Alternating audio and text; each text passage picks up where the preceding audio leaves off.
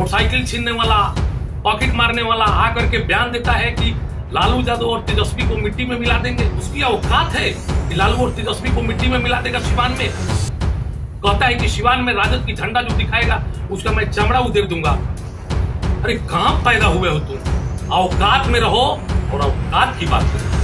यदि तुम मैडम के शुभचिंतक हो तो औकात में रहकर बात करो, क्योंकि फिर चुनाव आने वाला है। वो राजद में रहना है वो रहे, जिनको नहीं रहना है वो पार्टी छोड़कर चले जाए। जादू समाज को गाली मत दीजिए। कृष्ण के वंशज हैं हम लोग। 56,000 करोड़ कट गए थे महाभारत में। आप तो बहुत बच्चा हैं, आपका कोई इतिहास नहीं है। कहां से आए, कहां पैदा हुए हैं। हम रोड पर उतर जाएंगे, जगह नहीं मिलेगा छिपने के लिए। सिवान के अंदर विभिन्न प्रकार के लोग आकर के कहीं भी मीडिया में, कहीं भी फेसबुक लाइव आकर के अनाप शनाप बके जा रहे हैं। तो मैं बता देना चाहता हूं, हैना साहब राष्ट्रीय जनता दल से राज्यसभा के उम्मीदवार नहीं हो पाई। मुझे भी बहुत दुख है, क्योंकि मैं भी उनका कार्यकर्ता या पार्टी के पदाधिकारी हूं। लेकिन जो फयाज साहब गए हैं वो भी एक माइनॉरिटी समाज से आते हैं। जो राष्ट्रीय अध्यक्ष जी का निर्णय था वो सभी लोग मानते हैं। और लालू जी एक विचारधारा है, और राजद जो है अब A to Z की पार्टी हो गई है।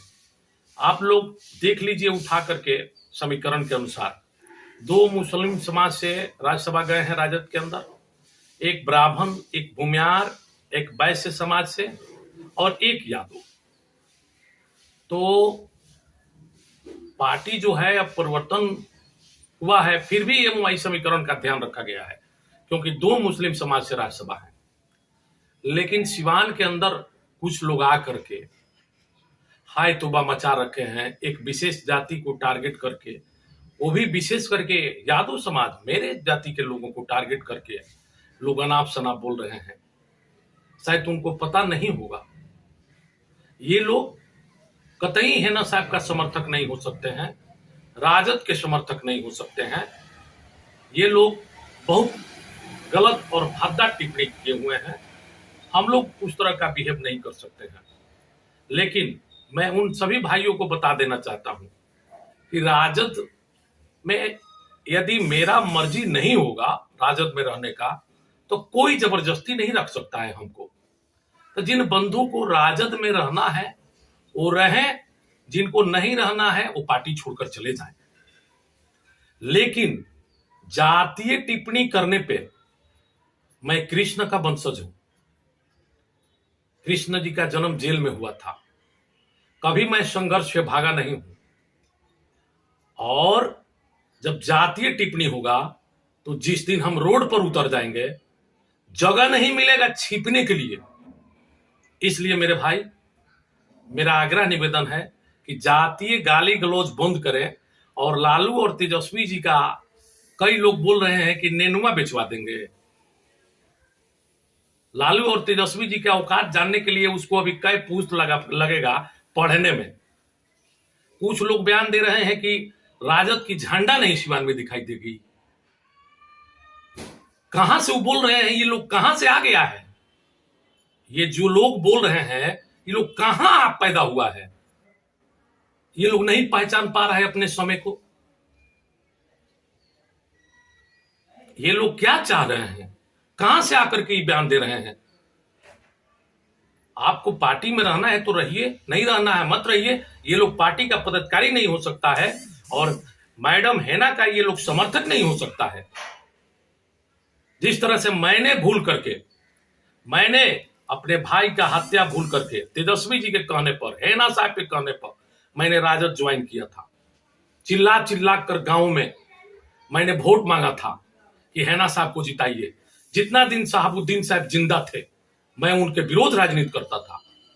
लेकिन जब शहाबुद्दीन साहब बुरे दिन में आए तो मैंने उनका मदद किया, और मैंने उनका समर्थन करके उनके पत्नी को चुनाव जिताने के लिए अपना एक एक मेहनत और खून कतरा और अपने रिश्तेदार लोगों को लाकर खड़ा कर दिया। लेकिन ये नरेंद्र मोदी के लहर में मैडम चुनाव हार गई। बहुत तकलीफ और दुख है हम लोगों को। क्या ये राजनीतिक बात हो रही है?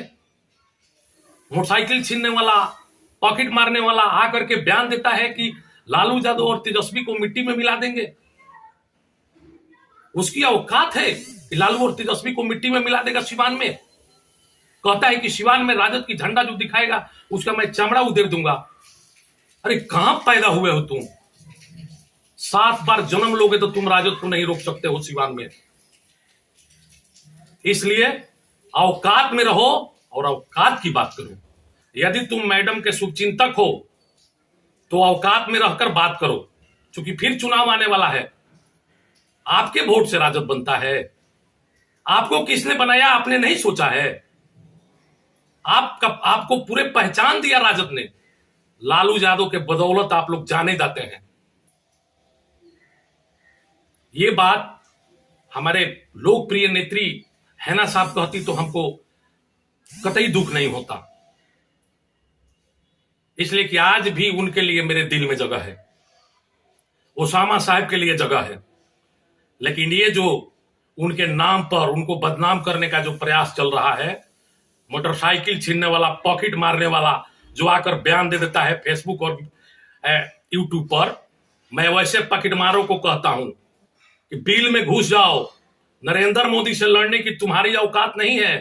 देश में आज जादू समाज लड़ रहा है तुम्हारे लिए, और तुम्हारे लिए हम लोग गाली सुन रहे हैं पूरे देश में। इसलिए मेरा यह हाथ जोड़कर आग्रह और विनती होगा कि लालू और तेजस्वी को देखने की औकात नापने की आपकी हैसियत नहीं है। वो हैसियत सिर्फ नरेंद्र मोदी में है जिससे हम लोग लड़ाई लड़ रहे हैं। तो आपको जहां रहना है वहां रहिए। जादू समाज को गाली मत दीजिए। कृष्ण के वंशज हैं हम लोग। 56,000 करोड़ कट गए थे महाभारत में।